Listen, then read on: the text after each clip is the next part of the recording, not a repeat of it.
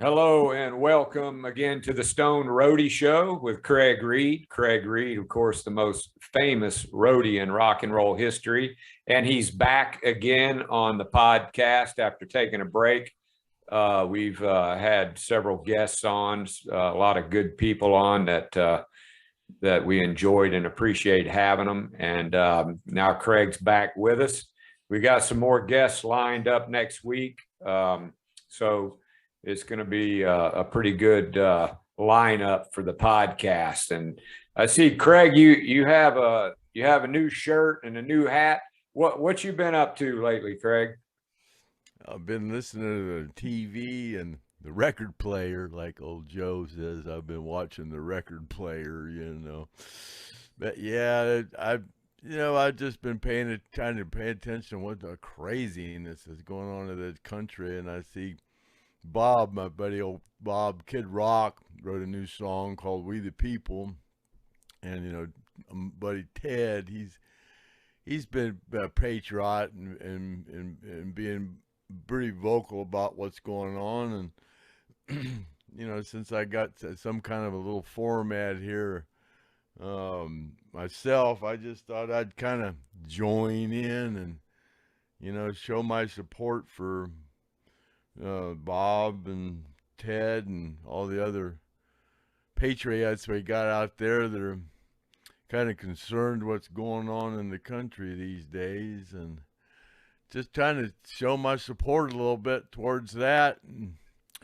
And like old Samuel Colt said, God made man and Colt made man equal. I'm kind of a supporter of that theory myself. So Yeah, a lot of bad stuff happening here lately, like with the gas prices. And I was talking to Craig, and he said it cost him like $100 a week to cut his grass now.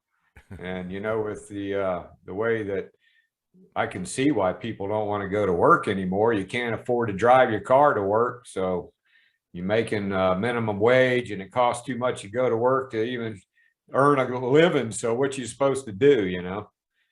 But yeah, I think you're gonna find that people, that um, you know, can't afford proper food, and they can't afford the gasoline to go buy the food. They're gonna, if they have a little mental problem, which many of us do, it's obvious that I have. I've been married 5 times, so there's a big gimme. I have mental issues. Of course, I have brain damage from the airplane crash, but mental illness and brain damage is two different animals. It's human beings are just nasty. I mean, they can be really evil. I've ran into quite a few of them, and I yeah, hate to see what would happen if we couldn't play on equal terms, like Samuel Colt said. God made man and Colt made man equal. So. And Kid Rock, he wrote the new song "We the People." Kind of explains a lot's going on. And Ted, he's a patriot, and he's been pretty vocal. And I got this little platform here, so I'm just kind of trying to do my part in the campaign toward make America great again.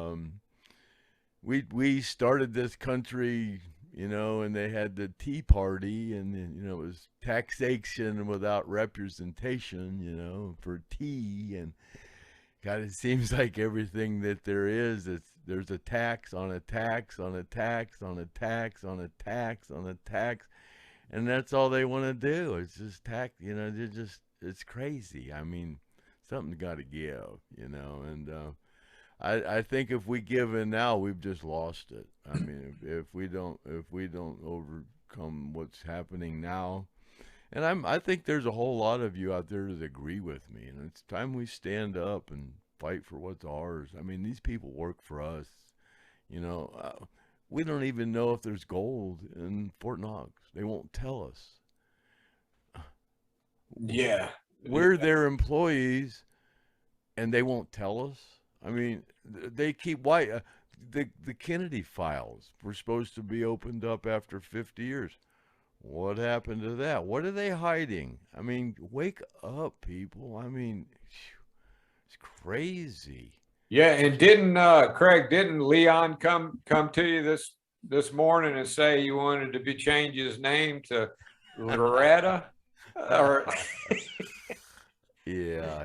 You know, that's funny. You know, I used to grow weed. You know, and you know, it's hell, man. When you take care of a plant all damn summer, you know, and it gets to where it's time to figure out whether it's a male or a female, because there's in plant life there's only two, you know, there's a male and a female, you know, and that's all there is, you know. But it's hell when you go and you find out that your plant you've been babying turns out to be a male, you know. And all those pot smokers know male marijuana plants ain't no good, you know, and all you can sit there and go, God, I wish that was a female.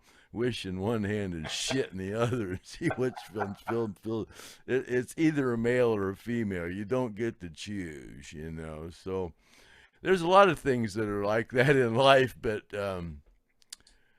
you know, that's the way that goes. I don't care to talk anymore about on that subject. Thank God, because you know how me and Facebook get along, not very good. yeah, because of my opinions might be true, but they're not popular. yeah, we don't want to lose our 800 subscribers. 800. We only got about 350. And hey, you people out there, that's a good one. You know, subscribe. Okay, read my lips. Subscribe. Yeah. It don't cost nothing. Yeah, do it right now. People, I say, well, did you hit subscribe? How much does it cost? It don't cost nothing. Oh, or we're not supposed to make that sign. What does that sign mean? Okay, well, what kind of weird thing did they come up with that? But okay, here you go, double. That's double. Okay, whatever the hell that meant. That meant something weird that these people come up with. Yeah, that's a Hollywood panic thing. It's mental illness, you know. I mean, it's a big problem here in the United States. And, you know, like I said, I'm one to talk about mental illness, you know, because I'm not all that stable, because I've been married 5 times. It's just the first reason, you know. But anyways, what else we going to talk about? I guess we better get into a question about that band that I used to work for. Yeah, that band that, yeah, speaking of that. Oh, but yeah. Speaking about that, we got Joe Osborne, rented lips, you know. What's his name? Oh, God. He was a bad dude, old Corn Pop. Old Corn Pop, he's a bad dude, man. Corn Pop? Was that his nickname? Corn Pop? Old Joe's.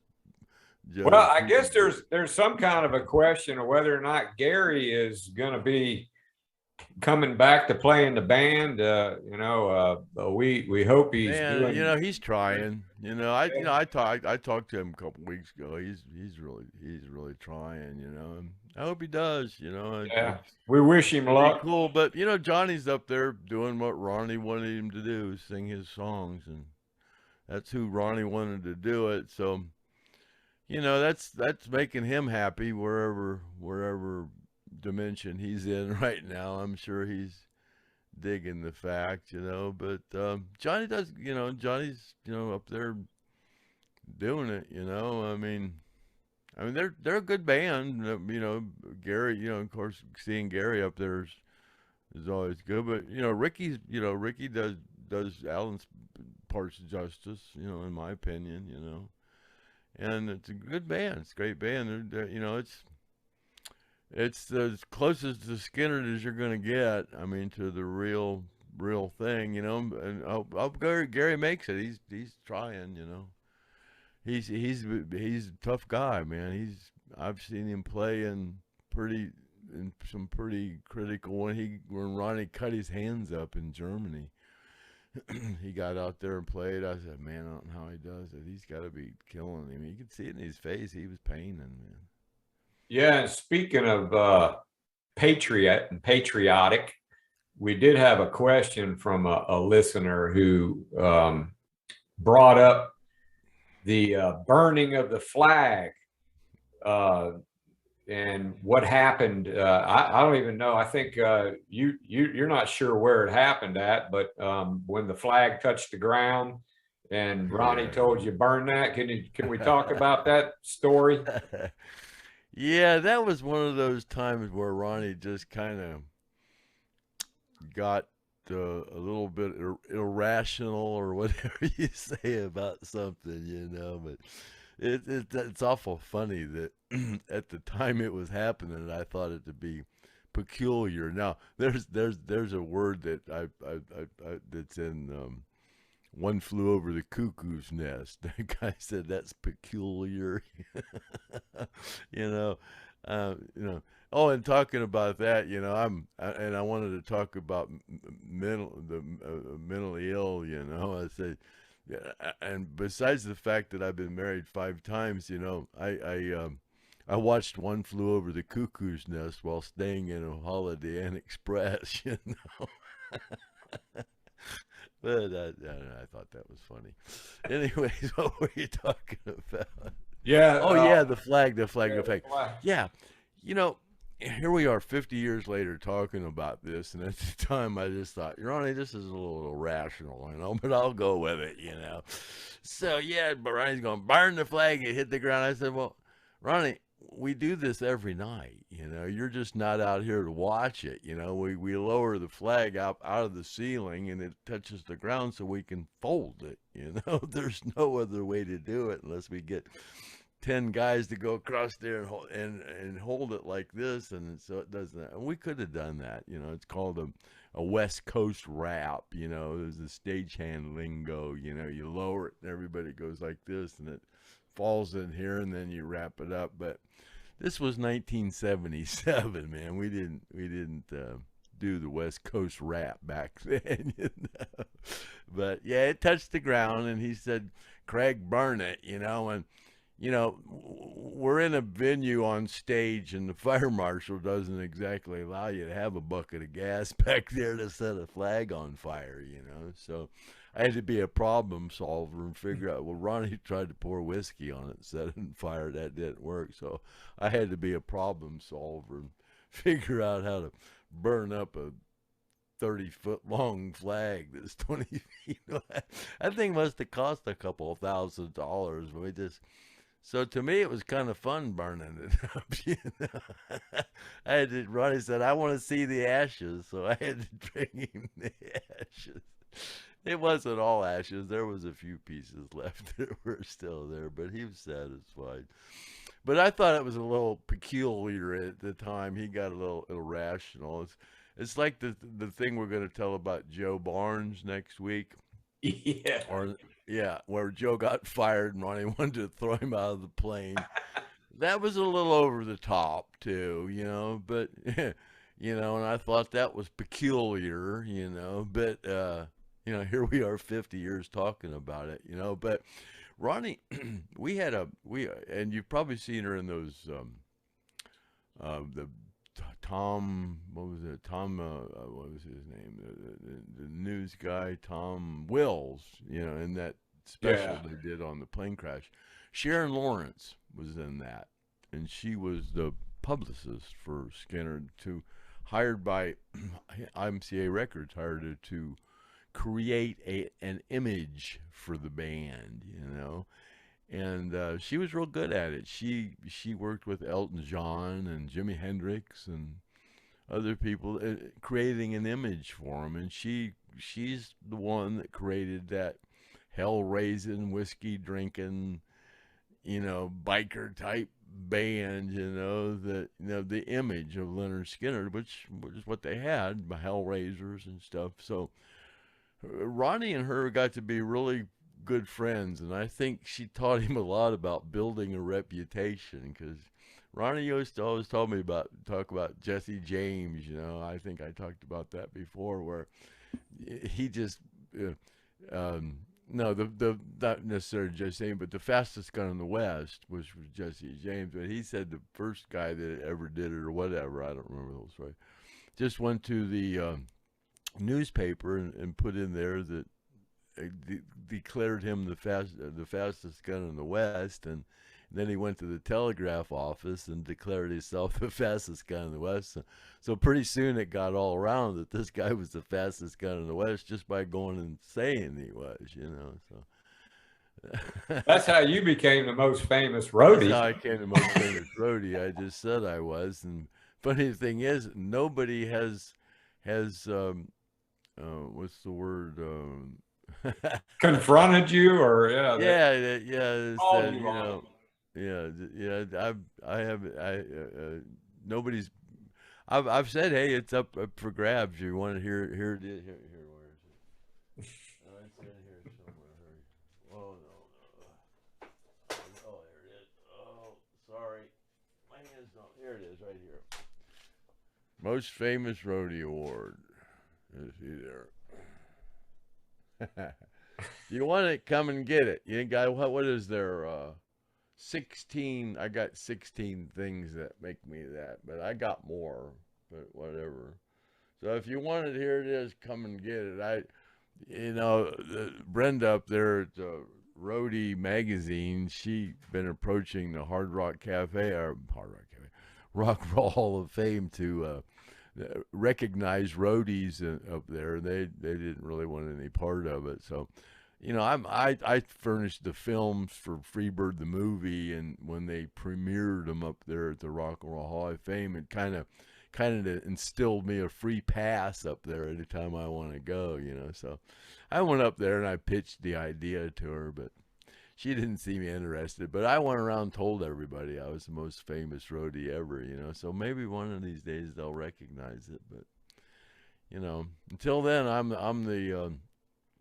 the sole recipient of that award, and you know, there ain't no roadies that are going to take that away from a veteran. It just ain't going to happen, because if you attempted to do the things that I did when I worked for Lynyrd Skynyrd, you would be thrown in prison, and the key would be thrown in the river, whatever, the river of your choice, because it ain't going to happen. You know, you do the thing, you know, you throw a TV in the pool with the plugged into the wall still when it's on, and you're going to prison for attempted murder or something. Yeah.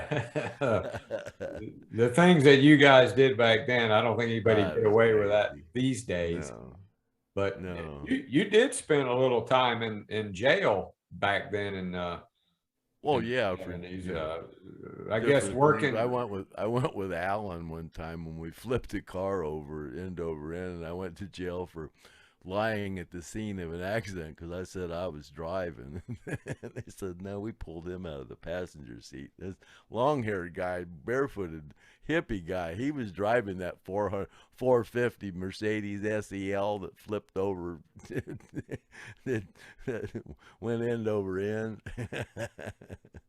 Didn't you have to work on the chain gang for like 10 days or something? Yeah. I did a couple of things at the pea farm down there. So you took a hit for Alan because, of course, he was on tour. And I got a DUI down there too, and had to go do some time at the pea farm. Well, there's a lot more stories that we can get into, especially when we get Craig's son on, Chad. We'll have to talk about some of the stuff that he and Alan did together. Like that Exorcist movie, Linda Blair, when she stayed at Craig's apartment, and Chad was, how old was Chad? Like 4 years old, and he saw Linda Blair come to the front door, and he'd just seen The Exorcist, and Yeah. he was wondering, Dad, it's that girl from The Exorcist at the door. Was she staying the night, Chad? Yeah, Linda was a pretty good friend of all ours. Yeah. So we'll get Chad on. And everybody knows Linda and Gary were pretty good friends, and all of us were. But she gave Gary a couple of horses, you know, and they were pretty good friends. But something I was oh yeah, Gary, did I? Somebody told me that I said I was going to talk about my phone call with Gary, and they said, well, you did already, and I don't. I guess that was podcast number 12. And oh yeah, I did say that after 12 I would know what I was doing. Well, I lied. I still don't have a clue, you know. And I asked people, "Did you watch my podcast?" They go, "Yeah, I watched." Yeah.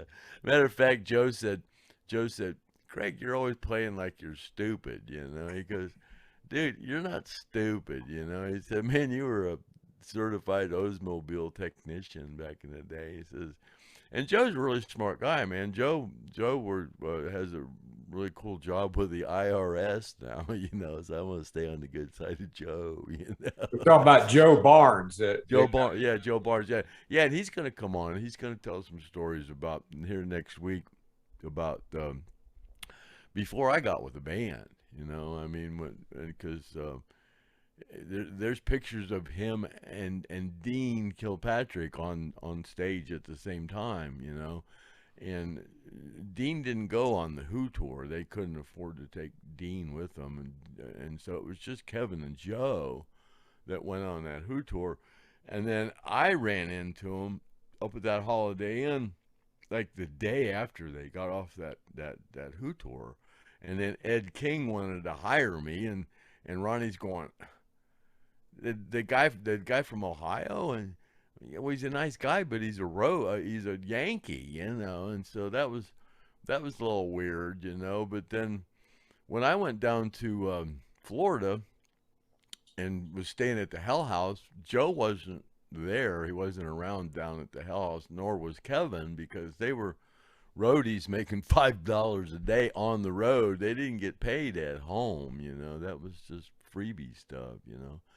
So Joe wasn't really down at the Hell House. And the only reason I was down there is because I was staying at the 8 Days Inn with Bob and Ed King, and I didn't have anything to do, so I just went to the Hell House with those guys. And then it was Gary's turn to stay, and he didn't really want to stay. And I said, well, hell, all I got to do is go back to the 8 Days Inn. I'll just stay out here.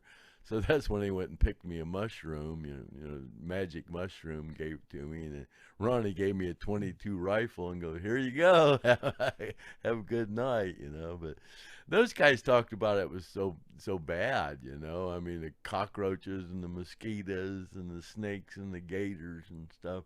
Ed King said he was terrified to stay out there, but I didn't find it that you know, weird. I don't know. Well, the mushroom helped, right? The mushrooms. On the rifle, yeah. When you have something to protect yourself, you know, you're a little more secure. You know, makes you a little more equal to whatever happens. You know.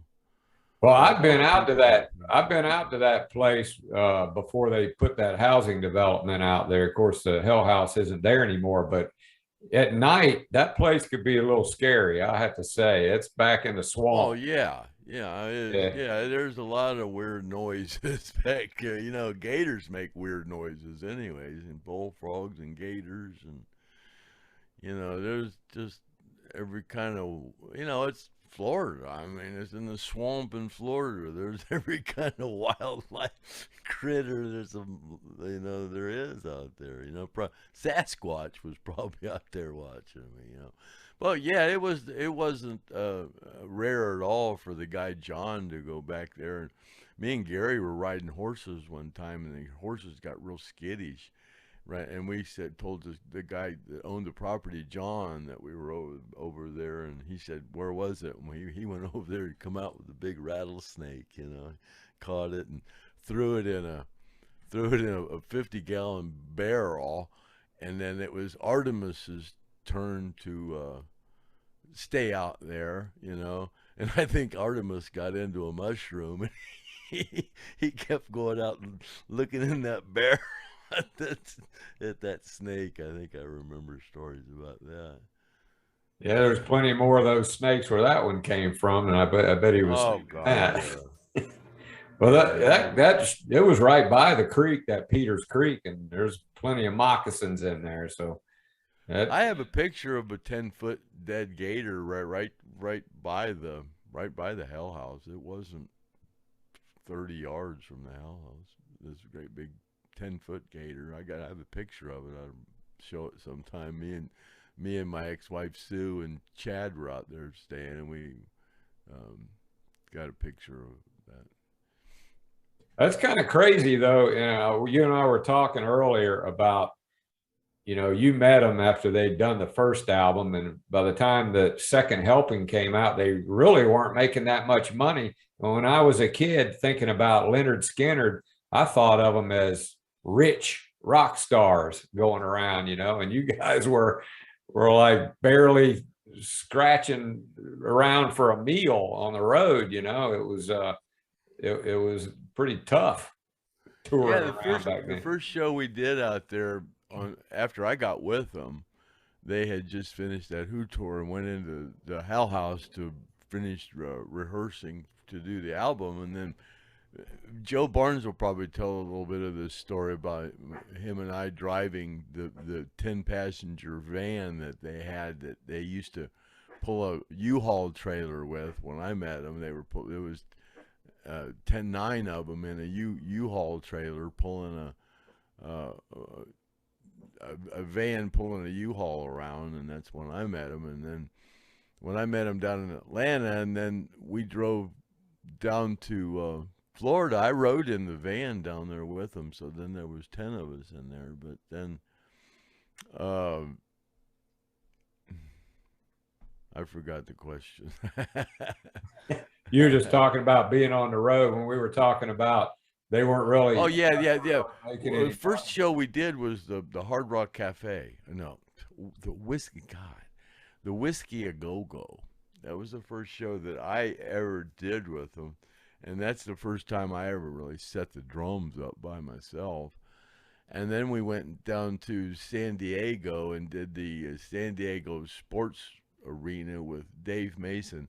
That was a really good show. He was really good, and that was one of the shows I went out in the crowd and pulled like 5 women and a bunch of drugs and brought them all backstage. That was my job, part of my job too back then, going out and bringing women backstage and drugs. So I was pretty good at that. Remember, we were also talking earlier about improvising in situations like when you went to Canada and you had that little stage and you were trying to figure out how to set the equipment up on there. And Oh yeah. We were talking about problem solving. That's problem solving is a daily thing. I mean, Elon Musk talks about, when he does interviews with people and he interviews every person that he hires, he gives them problems. He likes he said, I don't care what their education is, or people that aren't really highly educated can solve problems. People are just good at solving problems. That's the kind of people I like to hire, the people that can, solve problems.